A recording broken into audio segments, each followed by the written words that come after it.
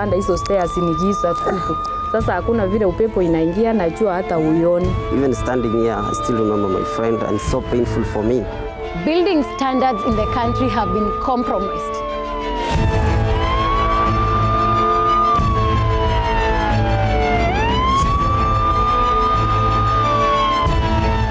The liability does not even lie with the county.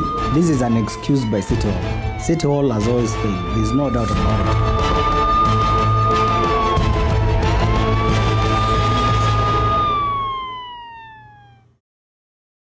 As per the 2009 National Housing and Population Census, the population of Nairobi was over 3.1 million people.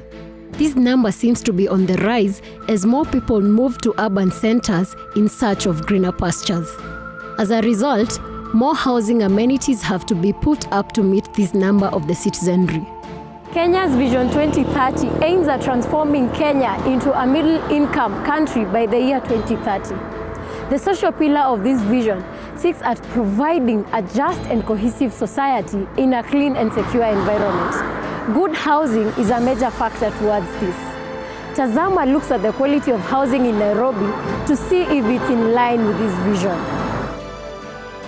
Mi nikimove kwa mpya, kitu ya kwanza naangalianga ni the outside appearance, because everything begins from the outside. Hiyo hao lazima niangalie kama choo iko smart, kama kuna maji, alafu floor imetengenezwa aje, kama iko spacious. Unajua zingine zinakaa ndogo sana hata unashindwa uwezi toshea. When I'm moving to a new house, I consider the rent, security, and space, the interior decor. These are the things most Kenyans consider before moving to a house. But did you know there are other important considerations you need to make? Apart from the occupation certificate, you should ensure the house has a lift if it goes beyond 4th floor. If in Nairobi, ensure the house is built on about 80% of the plot. The other 20% should be left as open space to provide lighting and ventilation to the building. This is not a consideration that many Kenyans make. This may be due to either ignorance or lack of information. To find out if a house is habitable, you need to ask for an occupation certificate. Once a building has been put up, before it is occupied, the local authority in the area, whether it is Nairobi or wherever else, is expected to issue an occupation certificate to the owner of the building. Now, this is after inspecting that building and them being convinced or sure that it has been put up in a proper way. It's around 12:45 p.m. and we're in Pipeline Estate. For you to go up this 7-story building, you can hardly see anything. Hence, you require a source of light. However, this law has not been observed, and especially in some of Nairobi's estates, as we find out. Here we speak to Evelyn Mora, a resident of this estate. Evelyn has chosen to be a tenant here as housing is relatively cheap and affordable for her. But this comes with several challenges, as she narrates. Sasa hii nyumba ukiangalia kama sasa iko baridi, mtoto wangu anakohoa kila siku, kila wiki ni lazima ninunue madawa na pesa nazo ndio hizo hakuna. Mazingira si mazuri vile, ukiangalia hii nyumba tunaishi watu wengi, kuna wenye sasa tuseme kama hii nyumba yangu iko na simu hapo nje, hiyo simu kuna watu wanakuja wanamwaga maji machafu, sometimes unahisi harufu ndani ya nyumba, lakini hakuna vile utafanya juu hiyo nyumba sasa ndio uko na uwezo wa kuishi. Sasa hakuna vile una otherwise. Evelyn's child is below 5 years. The swamp outside her house is a breeding spot for mosquitoes. This worries her as malaria is the lead killer disease in kids under the age of 5 in Africa. Nguo ukianika asikauki. Nguo ukianika kama hapa nje, sasa mimi venye naishi hapa second floor, nikifua nguo za mtoto leo nitaanua hapa ya siku 3, kama nguo ni nzito nitaanua after ya siku 4. Hakuna vile nguo utafua ikauke na siku moja. Due to lack of lighting and sunlight in this place, clothes take time to dry. Worse still, people here have to cover their clothes with a polythene bag because the people living up also hang their clothes. So they put these polythene bags here to prevent water dripping from upstairs to their clothes. When you go to some of those buildings and you find they are very, very dark as you enter, I think the reasons are obvious. First of all, it means that that building was not designed, for example, by somebody who is qualified. A few meters in the same estate, we visit Wamboi Gathundo. She lives in an 8-story building and has to take the stairs to get to her bedsitter on the 6th floor. Other than the absence of a lift, the building lacks various basic safety requirements. Nimefunga dirisha na kamba kwa sababu nilikuja nikaingia kwa hii nyumba, sikupata zile vitu zinafunganga, nilipata kama zimetoka, sijawahi wekewa, vioo zimekuwa zikianguka, hazirudishwi. These falling window panes are a disaster in waiting too. Accidentally, if a window pane falls and hits a passerby, this would cause them severe injuries or worse still, lead to death. People need to live dignified lives with no health hazards. Zinaanguka sana ni kwa sababu hii nyumba haina balcony. Sasa wale wanaweka hizi vioo, wanawekeanga tu kwa nyumba. Sasa kama ni hapa, anaingizia mkono hapa, anaweka cement hapa na anazungusha. Sasa tunaona haiwezi shika vile nyumba ikiwa na balcony anaweza weka kama amesimama hapo. Illegal constructions are put up by developers with greed for money. On average, a house in this estate costs about 6,000 Kenya shillings, with each flat consisting of about 60 units. In 1 month, a landlord makes about 360,000, which translates to over 4.3 million in 1 year.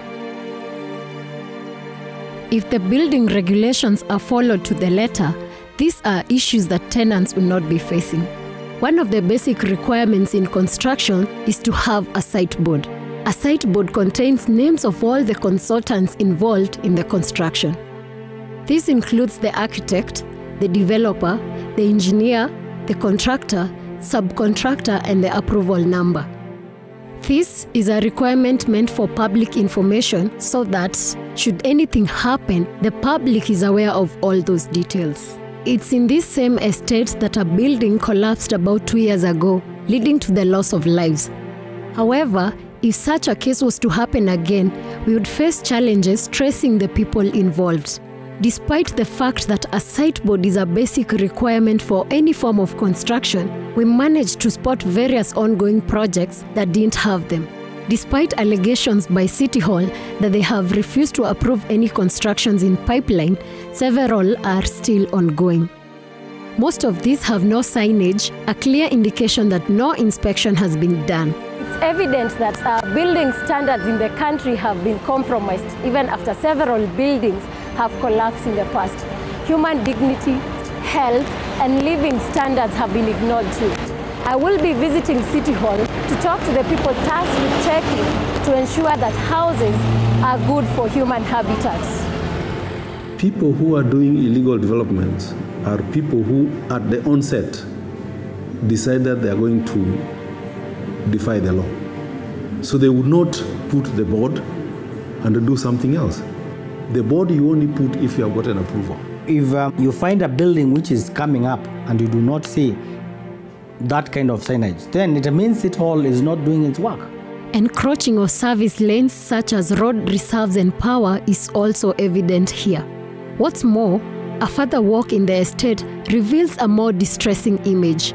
Some people have pushed power lines further, ignorant of the danger it poses. That day, my friend was sleeping at the house, and then at 2 in the morning, he felt that he wanted to come outside here and maybe have a fresh air. When he reached here, he felt like vomiting. He vomited, but it was like he went too far. He was about to fall here.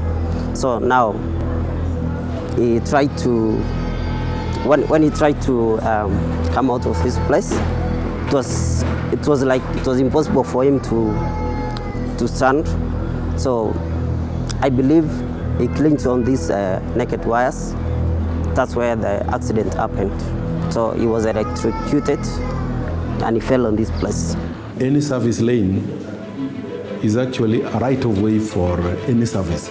So any development that encroaches on a service lane is actually cannot even be redeemed. Yeah. If an enforcement is, if it is subjected to any enforcement action, it will have to give way to the service, but not the service giving way to the development. These naked cables cover a stretch of about half a kilometer with buildings next to them. Despite Kenya Power promising to insulate these wires, they have remained naked since 2004. Even standing here, I still remember my friend, and it's so painful for me. That's why I'm saying, if Kenya Power does that so soon, I'll be happy, man, knowing that I'll not lose another friend. Truth is, building standards in the country have been compromised. We have lost lives in the past as buildings collapsed. The authorities in charge seem relaxed. Question is, how many more buildings have to collapse for the authorities in charge to take proper action? Up to the moment, we are saying we have not been covering all the construction. Yeah? And that is because the internal capacity is limited. I think the liability does not even lie with the county, because in this country, everybody has accountability. The law is you have been given ownership rights, but the government has held back development rights. You cannot develop your property because you own it. At some point, judiciary would be able to understand that when you give an injunction and you are not able to supervise what goes on in the ground, who are you strengthening? You are actually strengthening the hand of the violator, because the violator will use that order to continue constructing. They are allowed under the law to monitor any development which is ongoing. If someone comes up and says, our hands are tied, because the developers would come up and put up a different structure other than what is there, I think that is an excuse. When you give a Kenyan an injunction, you injunct a county, does it mean that you have actually waived the provisions of law? That these persons now should continue to violate it? A Kenyan translates like that the law is suspended, and he goes on constructing. The county should not be injuncted at all when you are dealing with safety of citizens.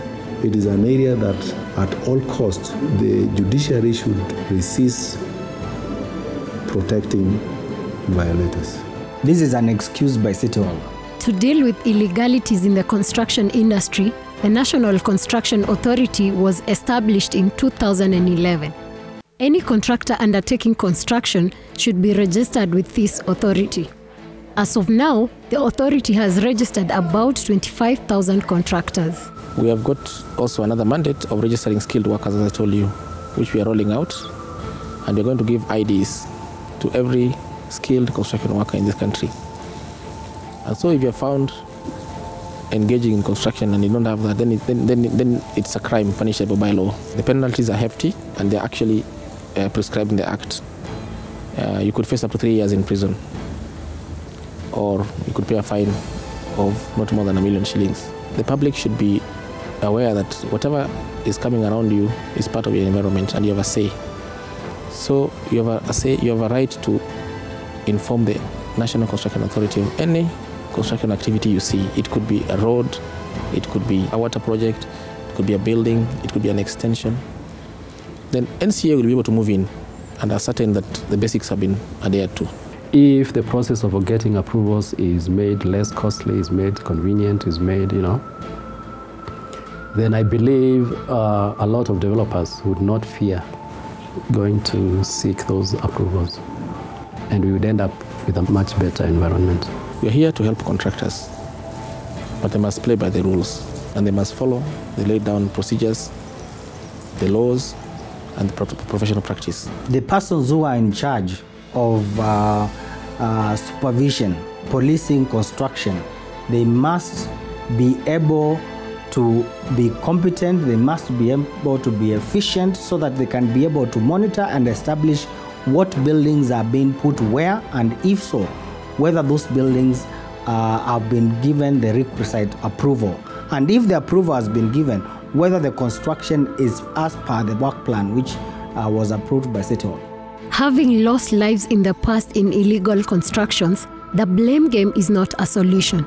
We can only hope that City Hall and the National Construction Authority take responsibility and restore sanity in the industry.